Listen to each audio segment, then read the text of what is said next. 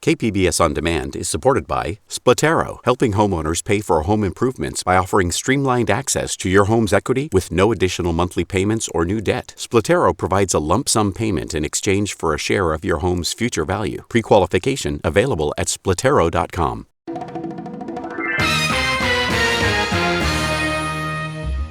Every summer, one 4-day weekend transforms the heart of downtown San Diego into the mecca for pop culture and pop culture devotees.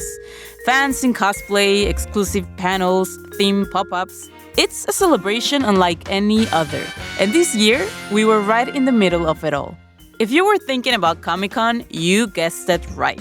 Our usual behind-the-mic operator, Adrian Villalobos, got to join me at the field for one of the days to see this firsthand. Right, sound designer Adrian, my good friend? Yeah, for that Thursday. And how was it? Oh man, we talked to fans who crossed the border from Tijuana just to be part of this magic every year. They shared genius tips, crazy experiences, and the best hacks to survive Comic-Con like a pro. From rooftop pizzas to anxiety-inducing elevators. Let's just say Adrian and I had our own adventures. Oh yeah, it was definitely a ride. Yeah.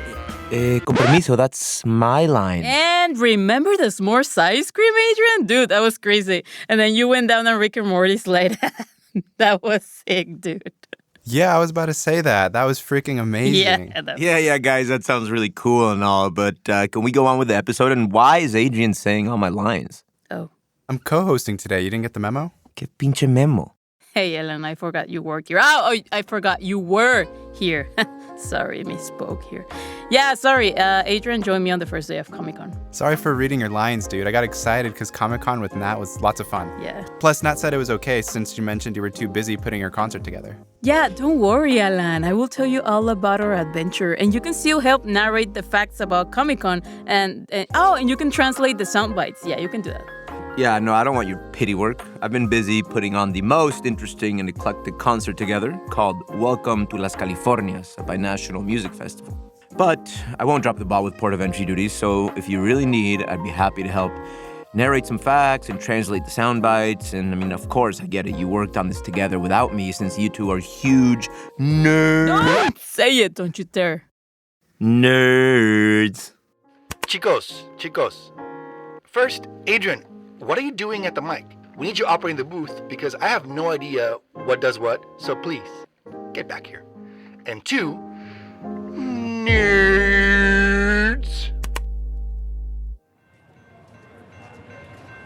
The streets of downtown San Diego come alive every year with passionate fans gathering to celebrate the magic of pop culture on a very particular and unforgettable weekend. If you dare to drive or walk through San Diego's Gaslamp District during that weekend, you can sense the excitement and anticipation of thousands of people, all eager to experience this global phenomenon to the fullest. But first, some history.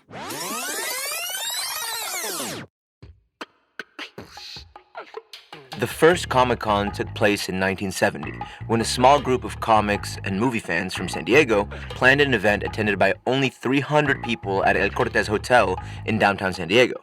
In 1979, the event moved to the Convention and Performing Arts Center.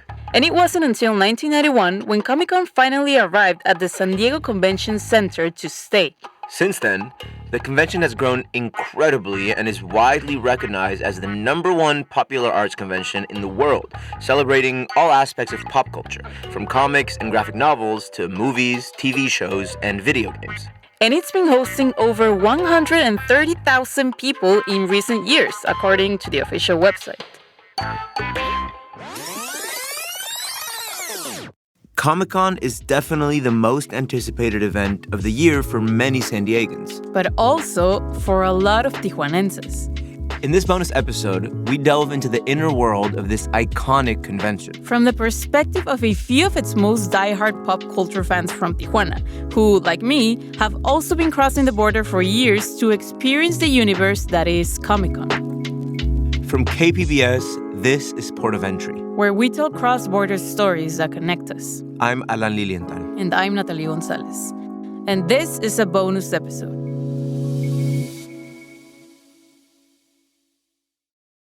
KPBS On Demand is supported by Splatero, helping homeowners pay off debt by offering streamlined access to your home's equity with no additional monthly payments or new debt. Splatero provides a lump sum of payment in exchange for a share of your home's future value. Pre-qualification is available at splatero.com. You are listening to Port of Entry. Full confession, not happy to admit it, but I've never actually been inside to Comic-Con. I've been to some of the parties outside. What do you mean? I'm sorry. I don't know. Usually I'm like, I don't know, that for some reason I'm always out of town or... What do you mean? You've been living in San Diego your whole life. And I believe in Santa Claus. I don't know. Well, let me tell you all about it. My precious. The first time I went to Comic-Con was in 2008, and it wasn't what it is today. Back then, you could get tickets a day before, and now it is a real challenge to even get them a year in advance. Oh, dang. Tanto así? Yeah, I remember going with my cousin on a Sunday, I think, and we got the tickets the Friday before. Nowadays, I can hardly get into the convention because of how popular the event has become. I actually skipped a couple of years until 2012, when I made it an every year thing. Wow. Every single year. So it's a 4-day thing, you said, right? Yes. Well, now it is. The first Comic-Con was held in March 1970 as a one-day event called San Diego's Golden State Comic, Minicon. So did you stay in San Diego during that time? It sounds kind of exhausting to commute back and forth from San Diego to Tijuana every single day and then return the next day really early, especially if you're spending the entire day walking around the convention center. Nah, I wish I stayed in San Diego. By the way, KPBS hooked me up for next year. Anyways, yeah, it is exhausting, but no, I would take the trolley back to TJ for all 4 days and then be at the port of entry by 5:30 a.m. the next day. And you're obviously not the only Tijuanense doing that every year, I assume. Exactly, and that's what I love about Comic-Con. It's not just a San Diego event, but a cross-border experience that many in Tijuana have made it part of their yearly ritual, and some of which I got to talk to. Dang, that's really what I want Welcome to Las Californias to become. A yearly ritual for cross-border people where they don't consider it a Tijuana or a San Diego event, but really a cross-border experience. Yeah, that sounds so cool. Are you done with your Welcome to Las Californias TED Talk? No, everybody come to the festival. I'll see you there. All right, I'm done. Great. Let's move on. I remember that every year I would notice more and more people from Tijuana who would cross at the crack of dawn and board the trolley specifically to make it to the San Diego Convention Center. How did you know they were going to Comic-Con? Did your nerd radar go off? Did you feel that nerd energy connecting you to... No, their Comic-Con book-like attire was a giveaway, obviously. That and the Comic-Con pass hanging from their neck. Pues así sí. So I thought it would be cool this year to take my recording gear to the San Isidro port of entry and chat with some Comic-Con folks who were waiting in line. That sounds cool. What do they say to you? Let me tell you all about it. My precious. La neta es muy pesado. Realmente creo que ya para el domingo me termino devastado, muy cansado, no tanto por Comic-Con, sí es un gran factor, pero más que nada por las cruzadas. Sí. This is Dionisio Saldaña. He is a Tijuana-based volunteer that's been helping a Comic-Con for over 10 years. He was wearing a red Daredevil shirt and a Hall H exclusive Marvels hat from the Multiverse Saga. What in the world is Hall H? And why did he get an exclusive hat? I'll tell you all about it later. My precious. All right, we're done with the Gollum. Okay, yeah, that was too much. I'm sorry. Anyway, Dionisio says the most exhausting part is not the walking around in the convention itself, but getting up early to cross the border to get to the convention and getting back to Tijuana. Levantarnos a las 5 de la mañana para estar a lo más tardar a las 6 de la mañana en la fila para hacer un promedio de hora y media en el cruce. Dependiendo del día puede variar. Hay veces que cruzas en 20 minutos, hay veces que cruzas hasta hora y media. That is Miguel Echeverria. He was carrying a backpack decorated with limited edition pins from cartoons and TV shows. Miguel recommends waking up at 5 a.m. during Comic-Con day so you can be in line to cross into the U.S. by 6 a.m. He says it typically takes about an hour to an hour and a half to get through. If it's your lucky day and the stars align, 20 minutes. I also met Jeanette Gomez. She is a cosplayer. I asked her what's the experience crossing the border as a cosplayer. Pues mira, normalmente cuando traigo peluca es lo único que no me pongo por cuestiones de que no me vayan a poder identificar, pues por lo de... She mentioned she puts almost all of her outfit together, with the exception of anything that might make it difficult to identify her. This way, she says, she avoids any issues with the Customs and Border Patrol officers for covering her face. Once on the other side and on the trolley, she finishes her costume: makeup, wig, and colored contact lenses. The trolley becomes her touch-up room, and she's ready to go as soon as she arrives at the convention center. After talking to these folks, I crossed the border and boarded the trolley to Palomar Station, where our song guy Adrian would pick me up. I think you can... Creo que te puedes meter aquí al parking lot y I can find you. Yep, I'm here in the parking lot. I'm walking. Oh, cool. Wait, what's your car? I don't think I've ever seen your car. It's a black Honda with like tinted windows. I think... Oh, there you are. Perfect. Wow, that worked out. Cool. Adrian, are you ready for the adventure? Yeah, let's do it. Woo! Hey! Sure. Thanks. Had to dress up a little bit. Our next mission was to find parking not so far from the convention center. You see, parking near the convention center during Comic-Con is either impossible or extremely expensive. Natalie, I don't know about you, but I'm definitely not going to pay $30 to $60 for parking. Adrian mentioned that he knew a spot to park not so far away from the convention. Well, it turns out it was a 30-minute walk from the convention center under the July sun. Thanks for the tan, Adrian. That was horrible. It wasn't that bad. You're exaggerating. We're pretty fast walkers. Actually, it was like 15 minutes. I'm just exaggerating. Anyways, we wanted to take a look around the convention center during the first day, which is Thursday. And I also wanted to meet Erika Garcia, a film producer from Tijuana whose unique take on Comic-Con illustrates why it can be a meaningful experience for people south of the border. Pero lo que es sábado y domingo, sí o sí voy a estar ahí. Mis amigos van a estar ahí toda la semana desde el miércoles. Y ellos van a estar, de hecho, haciendo fila para Hall H desde el jueves para entrar el viernes, que son los de House of the Dragon y The Boys y Lord of the Rings. Creo que Marvel es... I connected with Erika through a mutual friend. It turns out that Erika has a group of friends from Tijuana who make it a thing to go to Comic-Con every year. They use a WhatsApp group filled with TJ Comic-Coners to organize and stay communicated once inside of the convention, ensuring they stay informed about everything that's happening. I was so excited to finally meet her, but on Friday, the day we were supposed to meet, I received this message. Hola, ¿cómo estás? Oye, te mando un mensajito porque me cuesta mucho decir esto, pero no voy a poder ir a Comic-Con este fin de semana porque me enfermé. Me hizo una prueba de antígenos y salí positiva de COVID. Unfortunately, Erika was feeling sick and tested positive for COVID, which meant she didn't know if she'd be able to make it to Comic-Con. But if for a miracle she could make it, they would see each other on Saturday or Sunday. And believe me, having a pass for Comic-Con and not being able to go is just like telling a 5-year-old, "Oh, sorry, honey, I know you already packed your bag, but the trip to Disneyland is canceled." Yeah, I'm sure it's the exact same emotion. That sucks, but did you have a plan B? You bet I did. Well, Erika did. Not me. No sé si ya pudiste tener contacto con Jorge, pero él va a estar ahí ya y hasta se va a quedar a dormir hoy para Hall H mañana, pero se van a estar rotando y así, pero... To make up for the interview, Erika shared with me the contact of Jorge Cárdenas, one of her best friends with whom she usually goes to the convention. Jorge also works in the film world in Tijuana, and besides being a loyal attendee of Comic-Con every year, he is one of the thousands of brave and, dare I say, slightly out of their minds individuals who spends the night out in the cold to secure a spot inside the super hyper mega privileged Hall H.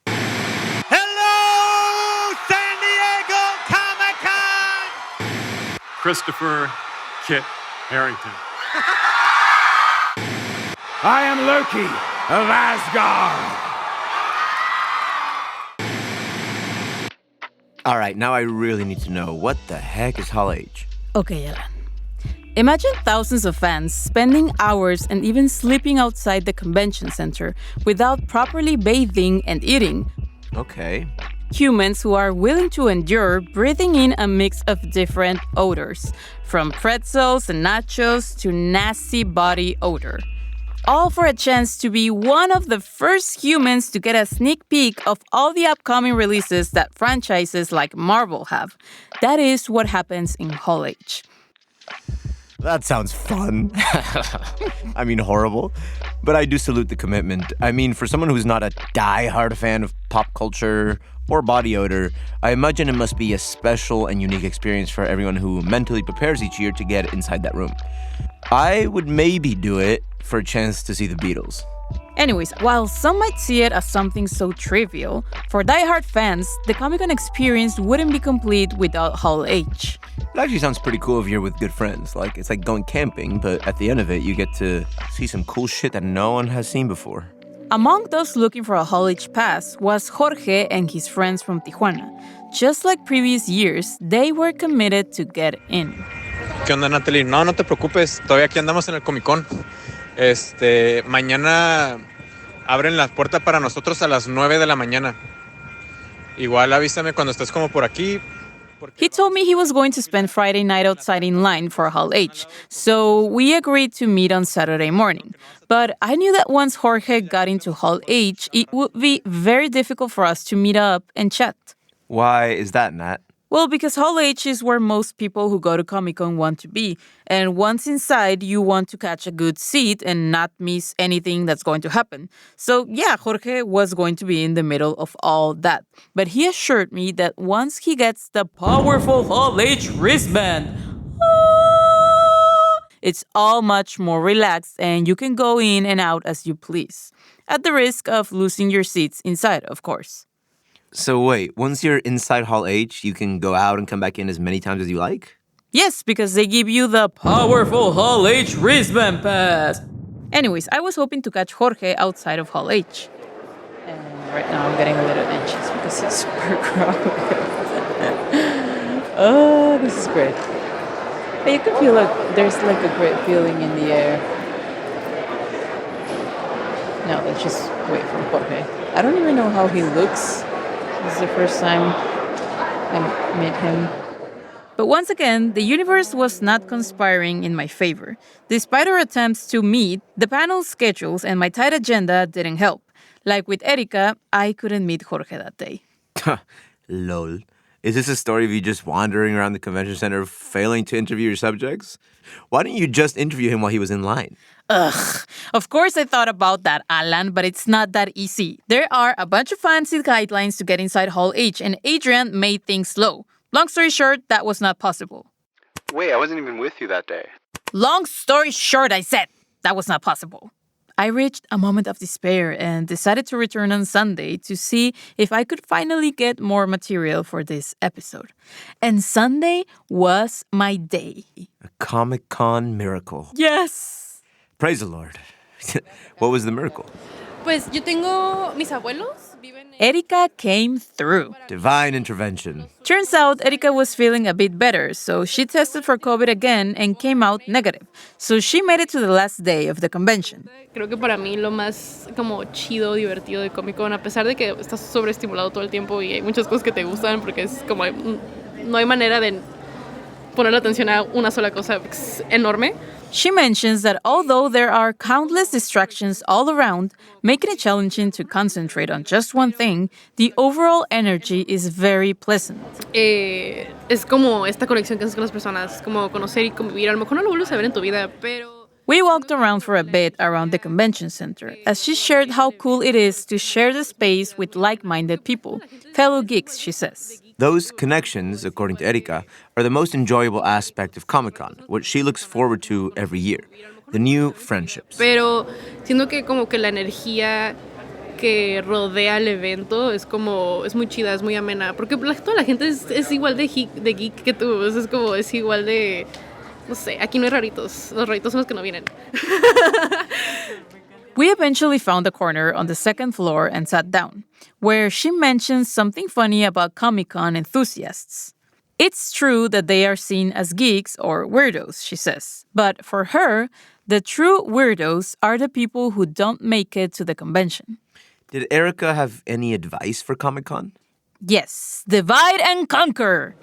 Entonces, como básicamente funciona para nosotros, yo podría decir que es si alguien alguien está cerca de tal área, me avisa si puede hacer fila o que no sé qué. Es como, básicamente es como el notice board. Como, están haciendo esto. The divide and conquer approach involves splitting up to cover more ground and staying connected to share updates on what's going on where each of them is at. Y vamos a ir por este lugar a comer, ok, yo le caigo. Entonces, como que es muy de, yo estoy aquí, yo estoy acá, dividir y conquistar. O sea, siento que Comic-Con con tus compas es dividir y conquistar. Porque es tan grande que no puedes recorrerlo solo. Entonces, por ejemplo... Okay, so let me see if I get this right. Let's say Erika is standing in line for a panel, and suddenly, I don't know, Pedro Pascal appears out of nowhere and starts giving away autographed T-shirts. Yep.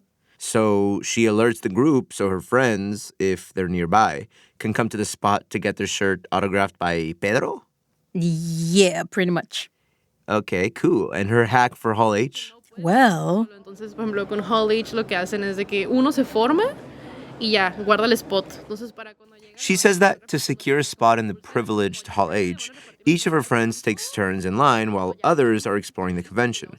When the time comes where the wristbands will be handed out, they alert the group through text so that everyone comes back in line to get one.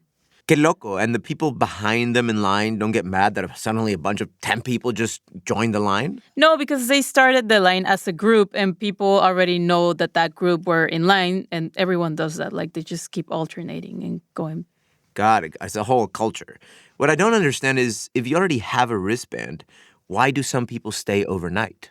It's because securing your all-powerful Hall H wristband is the first part of the whole ordeal. If you want to get seats right in the front, then you have to consider spending the night in line. So there's a line for the passes and a line for the seats. No manches.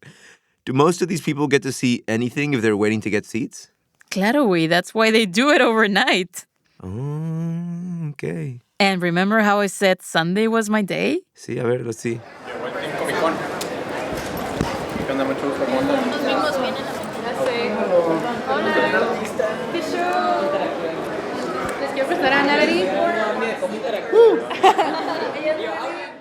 Well, I finally got to meet Jorge and all of Erica's friends as well, just a few hours before the convention was over.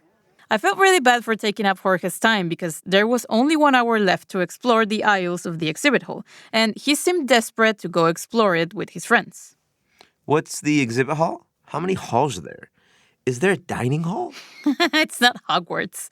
So the exhibit hall is a very large room where you can find props from famous movies and television shows and exclusive merchandise for sale, as well as hundreds, if not thousands, of comic books. There is a bunch of stuff going on all at once. And you get a lot of free stuff there as well. But anyway, I wanted to let Jorge go, so I just asked him how his experience in Hall H was. Pues sí, yo principalmente acampé 2 días seguidos. Jueves para viernes y viernes para sábado. Jorge camped for 2 days outside the convention center to make it to Hall H. He braved the cold on Thursday to secure a spot for Friday's panels and continued to camp on Friday to ensure a good position for Saturday's panels. Where do they sleep or eat? When do they go to the bathroom? Well, it's just like camping outdoors. They bring light gear and snacks, obviously, and they have a public bathroom nearby. And they just trek this stuff around all day like they're hiking through the mountains? Well, obviously, it has to be light gear. I mean, they're not bringing a bed. And the bathroom, they just hold it? No, they just walk to the public bathroom nearby. Or maybe diapers. Branded Marvel diapers. I'm kidding about the diapers. That's what I would do. He was present during the most acclaimed moment of the Marvel panel, which captured headlines across all media outlets. We give you the one person who could play Victor Von Doom.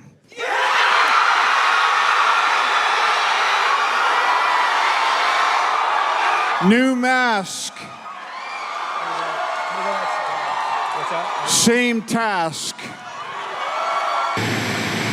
The moment they announced that Robert Downey Jr. was going to play Doctor Doom. And the news wasn't that well received by Jorge. Y el viernes, pues lo único que esperábamos todos era el panel de Marvel. En lo personal lo sentí un poco decepcionante a diferencia de otros años. He said he felt disappointed that Robert Downey Jr. was coming back as Doctor Doom after his Iron Man exit, and that they made many announcements that fans already knew or that were rumored. Even if he was disappointed, I'm sure it must have been shocking to be there and see the gorgeous face of Robert Downey Jr. Yeah, I guess Robert Downey Jr. is gorgeous, whatever. Anyway, I asked him what lessons or experiences he has gained while waiting in line for Hall H. ¿Y qué más? Pues está padre porque prácticamente conoces a gente igual con tus mismos gustos, ¿no? Y tienes la confianza de estar con ellos como si ya los conocieras de años, cuando los acabas de conocer hace unas horas. Y sí, pues... The great part, according to Jorge, is that you get to bond with strangers over the same interests and feel as if you've known them for years, even though you've only known them for a few hours. And those new friends are key to helping each other, like when it comes to get the best seats. Procuramos agarrar los mejores asientos entre todos. Los que llegan primero apartan con lo que tienen, bolsas, mochilas, sleeping bags, lo que tengas a la mano. Y pues sí, ya cuando agarramos asientos... It's a team effort. Jorge says that once they're inside the room, they save spots with backpacks for when the rest of the group that already has wristbands arrives, so they can have a good seat. Unos dicen, no, pues, ¿que dónde estás? No, pues, manda foto, a ver cuál vista es mejor. Entonces ya estamos ahí entre allá, acá, vénganse, tenemos más asientos. O somos tantos acá, estamos apartando más lugares para quien se lo ofrezca. Y pues sí, hacemos muchas mexicanadas. Then they spread out around the room to see if they can find an even better view, message the group, and decide where to sit, he adds. All part of their mexicanadas, he added jokingly. Mexican tricks, pretty much. Before leaving, Erika shared what Comic-Con means to her. Bueno, para mí Comic-Con creo que es este espacio libre y como seguro, ¿no? Como bromeaba hace rato, ¿no? Como aquí no hay raritos, los raritos son de afuera. Erika says that Comic-Con is a free and safe space to be a fan of something to any extent you want, and at the same time, discover new things and make new friendships and relationships. Pero también está muy chido porque, por ejemplo, yo que la mayor parte del tiempo la paso sola, yo estoy conectada con esa gente. Entonces, a mí me pasa también cuando voy a un concierto y llego a ir a un concierto sola, yo estoy conectada con esa gente porque estoy disfrutando de lo mismo y siento que eso es muy poderoso. Although she spends most of the time at the convention alone, she says she feels connected to all the people around her. She mentions that it's like when you go to a concert where you don't know anyone, but yet you're connected with all those people because you're enjoying the same moment. That collective energy, the sense of being part of something bigger than herself, is what she finds truly powerful. It's a reminder that fandom isn't just about the shows or characters, it's more about the community they inspire. Port of Entry will be back after a short break. KPBS On Demand is supported by UC San Diego's Art Power, presenting cellist Joshua Roman, performing from his album Immunity, alongside music by J.S. Bach and more, Sunday, June 22nd at UC San Diego's Epstein Family Amphitheater. Reserve your tickets at artpower.ucsd.edu.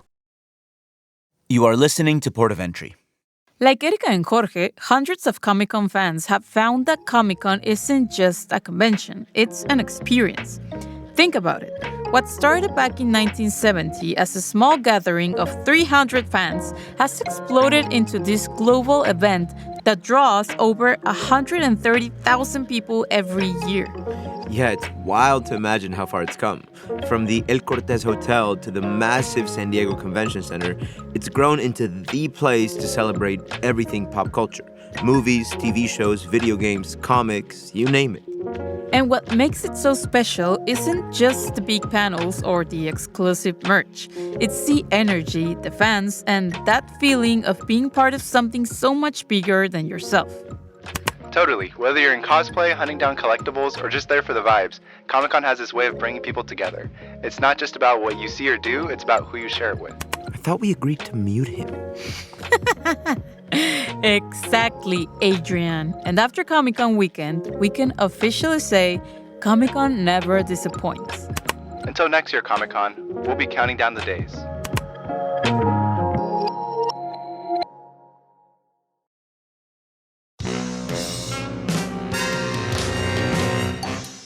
This episode of Port of Entry was written and produced by Natalie Gonzalez. Adrian Villalobos is technical producer, sound designer.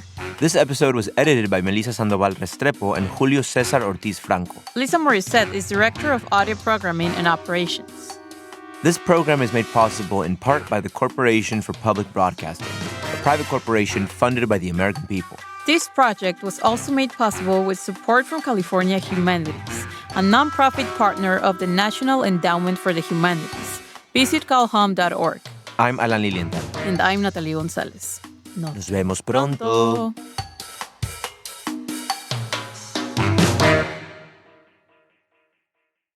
KPBS On Demand is supported by UC San Diego's Art Power, presenting cellist Joshua Roman, performing from his album Immunity, alongside music by J.S. Bach and more, Sunday, June 22nd at UC San Diego's Epstein Family Amphitheater. Reserve your tickets at artpower.ucsd.edu.